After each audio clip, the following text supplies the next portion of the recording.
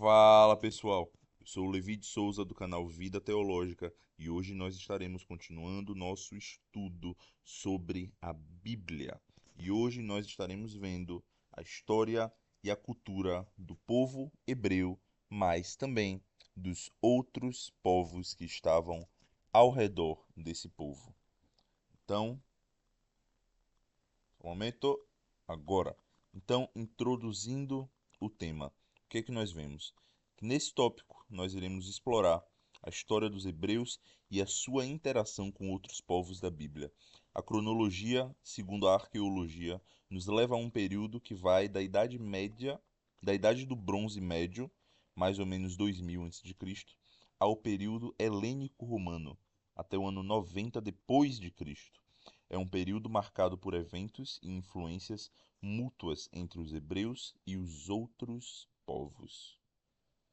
Abraão é um personagem central na história dos hebreus.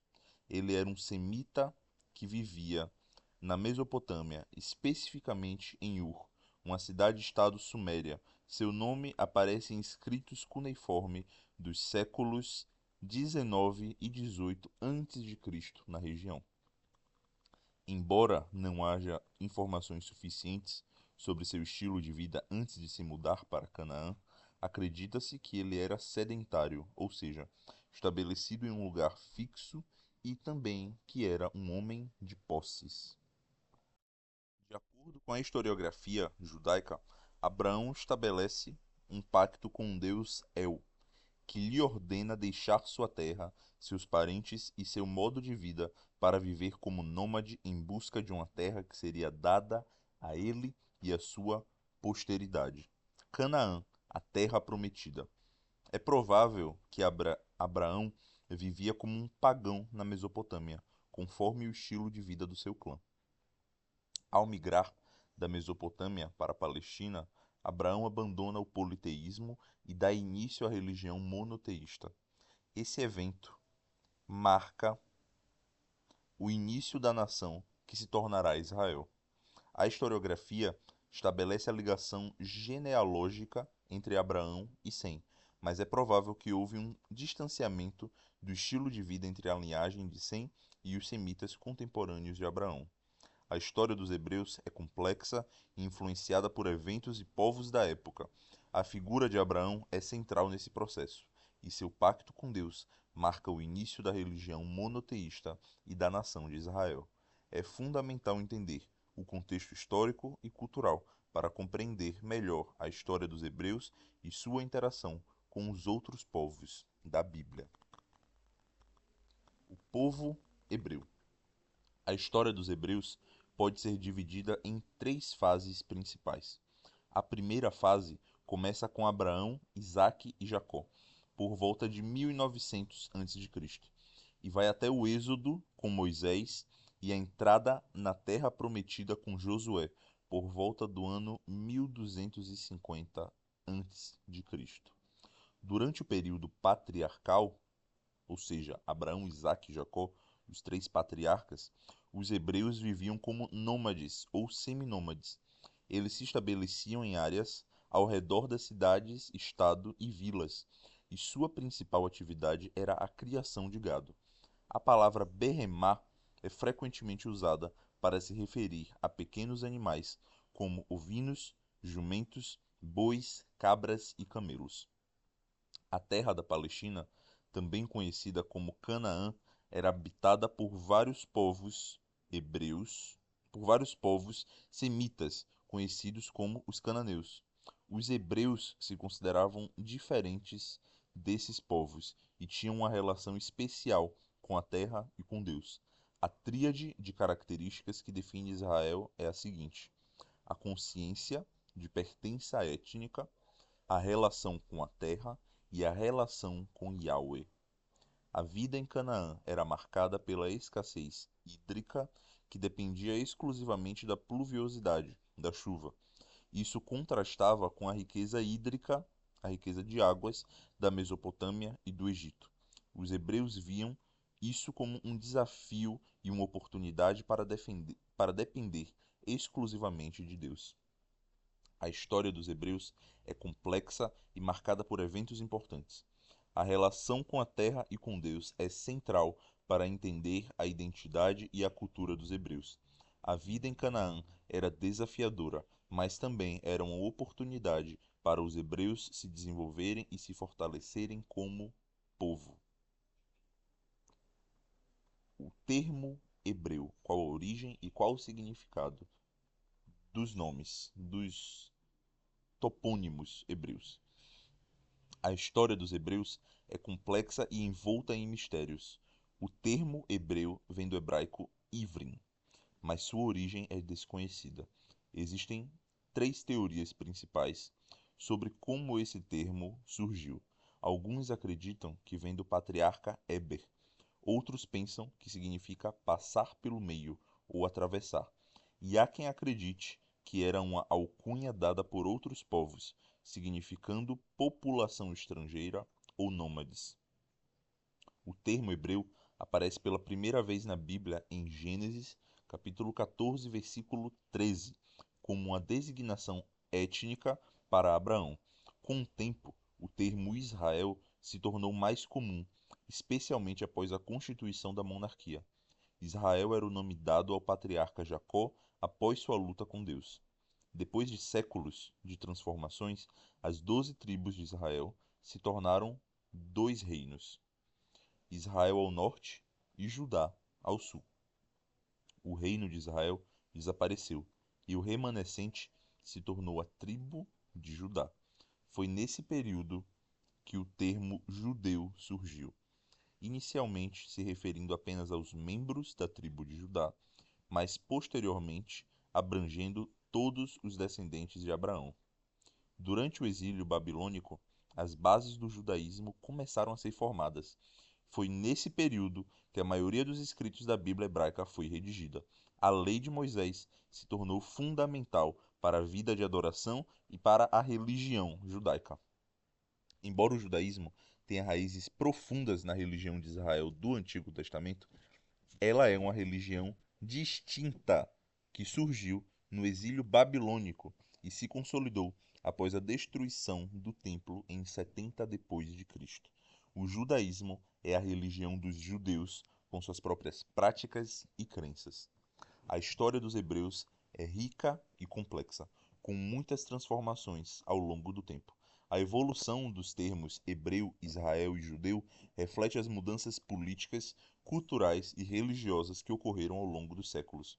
O judaísmo é uma religião única que surgiu das cinzas do exílio babilônico e se tornou uma das principais religiões do mundo. O judaísmo passou por muitas transformações ao longo da história.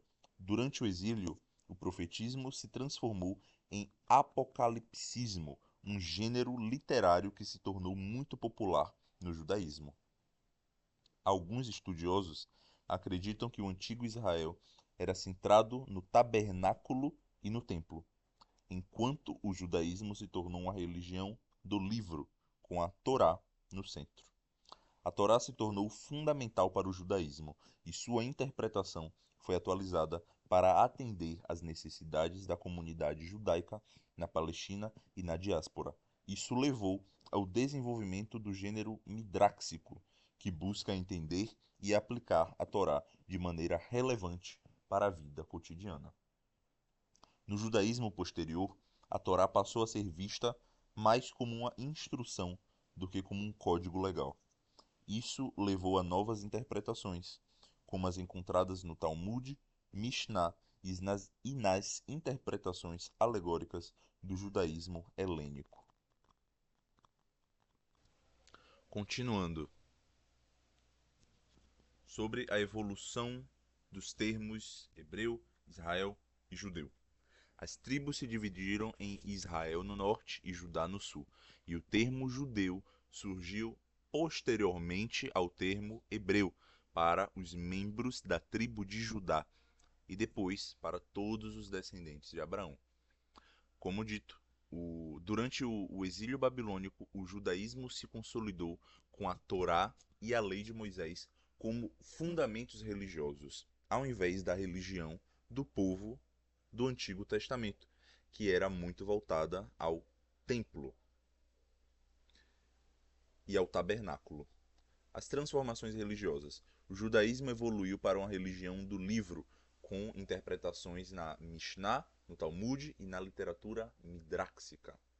Só para revisar esses tópicos. E agora, os semitas e suas influências.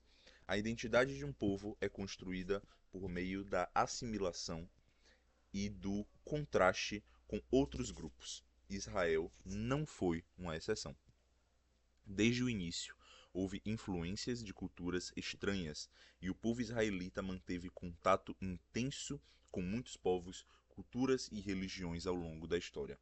Israel foi influenciado por muitas culturas, incluindo os cananeus, os assírios, os babilônicos, os persas, os gregos e os romanos. Essas influências ocorreram em diferentes momentos da história de Israel, desde a sua peregrinação na Palestina até os exílios e diásporas.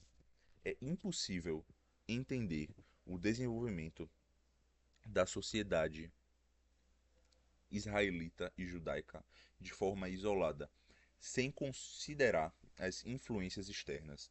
A história de Israel é complexa e multifacetada, e é necessário considerar o contexto cultural e histórico em que ela se desenvolveu.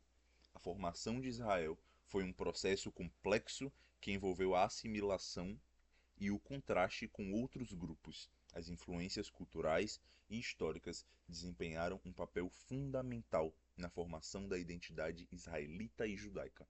É importante considerar o contexto cultural e histórico para entender a história de Israel de forma mais completa. Passando agora para o povo cananeu e para os babilônios. Os cananeus foram um povo que viveu na Palestina e teve um contato intenso com Israel. Eles eram semitas e incluíam vários grupos, como os edonitas, os moabitas e os fenícios. Os fenícios eram uma civilização comercial e marítima que introduziu técnicas de navegação e construção de embarcações em Israel. Eles também criaram o primeiro alfabeto fonético, que influenciou muitos idiomas. Os cananeus eram politeístas e veneravam deuses locais chamados de Baal. Cada religião tinha sua própria divindade, e os israelitas percebiam essa diversidade. A grande rivalidade era entre Yahweh, o Deus de Israel, e os Balaim, dos cananeus. O contraste religioso entre Israel e os cananeus foi fundamental para o desenvolvimento do monoteísmo em Israel. Os cananeus ofereciam ritos que incluíam prostituição litúrgica e sacrifício humano ao deus Baal, práticas que eram abominadas pelos israelitas. Os cananeus tiveram uma grande influência na cultura e na religião de Israel. O contraste religioso entre as duas culturas foi fundamental para o desenvolvimento do monoteísmo em Israel. A história dos cananeus e sua influência em Israel é complexa, e é importante considerar essa realidade para entender a história da religião. Falando agora dos babilônicos. Os sumérios são uma civilização antiga que merece destaque por suas contribuições significativas para o desenvolvimento da civilização do Oriente Próximo. Eles chegaram à Mesopotâmia por volta de 5000 a.C. Desenvolveram uma língua única que não tem correlação com outras línguas antigas ou modernas. Os sumérios são creditados pela invenção da escrita cuneiforme, uma técnica de talhar em blocos de argila que permitiu a preservação de registros históricos e mitológicos. Esses escritos são um importante testemunho da civilização mesopotâmica e do Oriente Próximo. Os sumérios deixaram relatos em escrita cuneiforme que guardam semelhanças com eventos fundantes da cosmologia hebraica, como a Torre de Babel e o Dilúvio. E o que eu quero dizer com cosmologia hebraica? Da própria etimologia do nome cosmo, de universo, logia, de palavra, doutrina, tratado. Ou seja, cosmologia é uma narrativa, um mito Um mito não porque é um conto de fadas, mas um mito porque é carregado de símbolos, signos, que representam coisas da nossa realidade objetiva. Então, através de uma linguagem subjetiva, através do uso de símbolos, através do uso de metáforas e de figuras de linguagem, se estabelecem correlações entre a narrativa mítica e a realidade. E a cosmologia é a história do universo, segundo o povo hebreu, segundo o povo cananeu, segundo o povo babilônico ou sumérico. E o que a gente percebe aqui é que existe uma semelhança grande com os eventos da cosmologia hebraica, como a Torre de Babel e o Dilúvio. Alguns historiadores acreditam que a Torre de Babel pode ter sido um zigurate, ou seja, um templo sumério dedicado às divindades locais. Os zigurates são monumentos característicos da arquitetura religiosa mesopotâmica, construídos em altura com santuários nos topos. Sua origem é controversa, mas alguns acreditam que procedem dos templos de terraço, erguidos sobre altos terraços artificiais para proteger as habitações dos deuses das inundações. Os sumérios foram uma civilização importante que contribuiu significativamente para o desenvolvimento da escrita e da arquitetura no Oriente Próximo. Seus relatos em escrita cuneiforme são um importante testemunho da história e da mitologia da região, e sua influência pode ser vista em muitas outras civilizações antigas. A cultura suméria influenciou as civilizações posteriores, incluindo os amorreus e os caldeus, que tiveram um impacto significativo na cultura judaica. A cosmovisão caldeia ou babilônica era centrada na busca pelo prazer e na crença de que a vida pós-morte seria monótona e inativa. O legado dos sumérios é importante para entender a história e a cultura da região e sua influência em outras civilizações. Falando agora de povos não semitas. Vamos começar dos egípcios e dos persas. Mas primeiro uma introdução. A Palestina é uma região estratégica que conecta a Mesopotâmia e o Egito, tornando-a um corredor importante para as civilizações antigas. Isso a tornou uma região disputada por muitas potências, incluindo assírios, babilônicos, persas, egípcios, gregos e romanos. Segundo Kessler, o surgimento dos reinos de Israel e Judá ocorreu devido a um vácuo de poder das grandes potências da antiguidade. Isso permitiu que essas regiões se desenvolvessem e se estabelecessem como entidades políticas independentes. A localização geográfica da Palestina a tornou uma região estratégica e disputada ao longo da história. O surgimento de Israel e Judá foi influenciado por esse contexto geopolítico e pelo vácuo de poder das grandes potências da antiguidade. E agora sobre os egípcios. O Egito foi uma das grandes potências do mundo antigo, com uma história de 3.000 anos e de 34 dinastias de faraós. Ele teve um papel importante na história de Israel, tanto como aliado quanto como inimigo. O rio Nilo foi fundamental para o Egito, fornecendo fertilidade ao solo e permitindo a agricultura. Isso tornou o Egito um celeiro do mundo mediterrâneo oriental. O historiador grego Heródoto disse que o Egito era uma dádiva do Nilo. A religião egípcia era baseada na relação com o meio ambiente e na crença em divindades que garantiam a sobrevivência. Os egípcios acreditavam que a vida terrena era para o prazer, mas também acreditavam em uma vida pós-morte gloriosa, governada por Osíris. A cultura egípcia e a israelita tinham muitos contrastes, especialmente em relação à religião e à ecologia. Israel dependia da pluviosidade, da chuva, para abastecer o rio Jordão, enquanto o Egito dependia do Nilo. A cosmovisão egípcia é otimista Cosmovisão, ou seja, o que significa? Como nós já estávamos falando, cosmologia é uma história, uma narrativa, um tratado sobre o cosmos, que é o universo, a criação. Uma cosmovisão vai ser o quê? A forma com que você vê, visão, o mundo. Cosmovisão, visão de mundo. E essa cosmovisão egípcia é otimista em relação ao ser humano, considerando-o bom e destinado às coisas boas. A criação dos seres humanos é vista como fruto da bondade divina. A religião egípcia é diferente da israelita.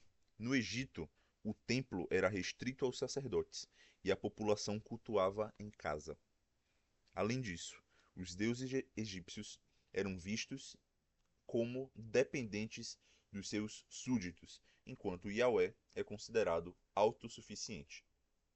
A circuncisão era comum entre os egípcios, mas com um significado diferente do israelita. O monoteísmo egípcio é questionado e acredita-se que o faraó Akhenaton introduziu um culto monolátrico, não monoteísta. A cosmovisão egípcia e a israelita têm muitas diferenças, especialmente em relação à religião e à liturgia. Falando agora dos persas. Eles foram um povo de origem indo-europeia que teve um impacto significativo no Oriente Médio, incluindo Israel. Eles permitiram que os judeus retornassem à sua terra após o cativeiro babilônico e deram relativa autonomia aos povos sujeitados. A religião dos persas é o zoroatrismo, fundada por Zoroastro no século 7 a.C. Essa religião tem altos ideais morais e é baseada no princípio de faça sempre o bem, aborreça o mal. O zoroatrismo é politeísta, mas acredita em um Deus supremo, Ahura Mazda, criador do universo. O zoroatrismo influenciou diversas religiões, incluindo o judaísmo. Douglas identifica certas influências do zoroatrismo nos escritos do judaísmo. Os persas tiveram um papel importante na história de Israel, permitindo o retorno dos judeus à sua terra e influenciando a cultura e a religião da região. O zoroatrismo é uma religião com altos ideais morais que teve um impacto significativo na região. Sobre os gregos e os romanos. Os gregos. O helenismo foi um importante período de expansão cultural e filosófico grego que influenciou profundamente o mundo antigo, incluindo o judaísmo e o cristianismo. A conquista de Alexandre o Grande levou a uma fusão de culturas, resultando em uma síntese entre traços culturais gregos e do Oriente Médio. Os judeus foram influenciados pelo helenismo, adotando a língua grega e incorporando elementos culturais gregos.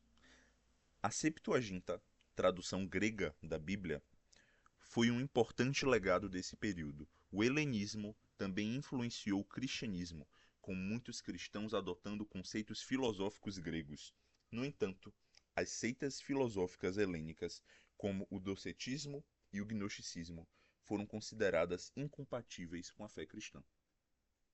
Os primeiros cristãos tiveram que lidar com a infiltração de ideias filosóficas gregas e defender a fé cristã contra essas influências.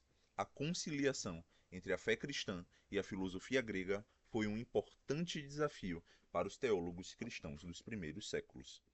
O helenismo teve um impacto significativo no judaísmo e no cristianismo, influenciando a cultura, a filosofia e a teologia dessas religiões. Embora tenha havido uma fusão de culturas, também houve conflitos entre a fé cristã e as ideias filosóficas gregas. E sobre os romanos. O Império Romano foi um dos mais importantes e duradouros da história, com um legado que se estendeu por cerca de 10 séculos, 1000 anos. Os romanos tiveram uma influência significativa na formação da cultura ocidental, rivalizando com os gregos. Os romanos dominaram a Palestina durante o período do Novo Testamento, e sua influência pode ser vista na crucificação de Jesus. Embora os romanos não tenham substituído a cultura grega na Palestina, sua organização burocrática e jurídica teve um impacto significativo na institucionalização da Igreja. A tradição jurídica romana se distinguiu da tradição especulativa grega, levando os teólogos latinos a constituírem um sistema mais exato de conceitos com relevância prática para a Igreja. Isso resultou em uma institucionalização da Igreja e uma sistematização da teologia cristã. O Império Romano teve um impacto profundo na história do judaísmo e do cristianismo, influenciando a cultura, a política e a teologia dessas religiões. A fusão de traços culturais estrangeiros foi fundamental para o desenvolvimento da tradição cultural romana e cristã. Finalizando o nosso vídeo, nós temos nossas considerações finais e 3 importantes tópicos que precisam ser reafirmados. Nós temos uma complexidade histórica na história do povo hebreu. O povo hebreu é um povo de importância para nós hoje, assim como esses outros povos também são, justamente pelo motivo de que eles estavam juntos.